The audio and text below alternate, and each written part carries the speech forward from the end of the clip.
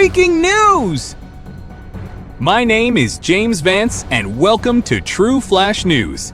Scenes of destruction unfolded in Gaza City on June 30th, 2025 as an Israeli airstrike struck near the port, severely damaging a local cafe. The blast shattered windows, scattered debris across the street, and heightened tensions in an already volatile region.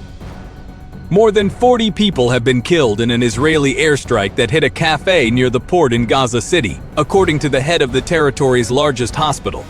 Dr. Mohammed Abu Silmiya, the director of Al-Shifa Hospital, said in an update on Monday night that at least 41 people had been killed and 75 injured in the strike. Videos geolocated by CNN show thick smoke rising from the scene as well as widespread damage to the cafe and the surrounding area. They also showed bodies being removed on stretchers. The Israel Defense Forces told CNN that the incident is under review. In response to questions about the strike, the IDF said, earlier today Monday, the IDF struck several Hamas terrorists in the northern Gaza Strip. Prior to the strike, steps were taken to mitigate the risk of harming civilians using aerial surveillance.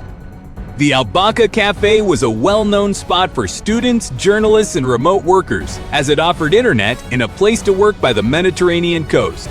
Silmiya told CNN that most of the casualties are women and children, including many students who were at the cafe for internet access. He also said the hospital was short of ICU beds and anesthetics to treat the casualties. The death toll increased Monday night after some people died from their injuries. We are treating the injured on the hospital floor as no ruse and hospital, the hospital director added. Among those killed was a freelance journalist, Ismail Abu Hattab, according to other journalists at the scene.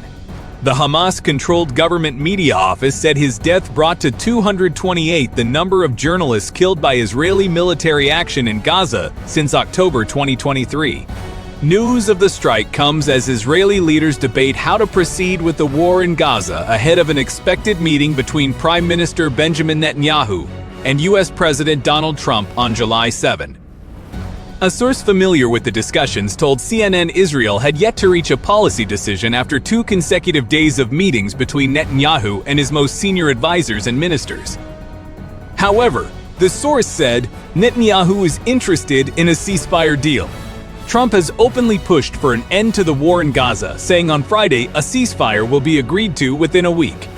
The small group of Israel's most senior government officials includes far-right ministers like Itamar Ben-Gvir and Bezalel Smotrich, who have both loudly advocated for an intensification of the bombardment of Gaza, and other officials like Aryeh Deri, who favor a comprehensive hostage deal that would bring about the end of the war.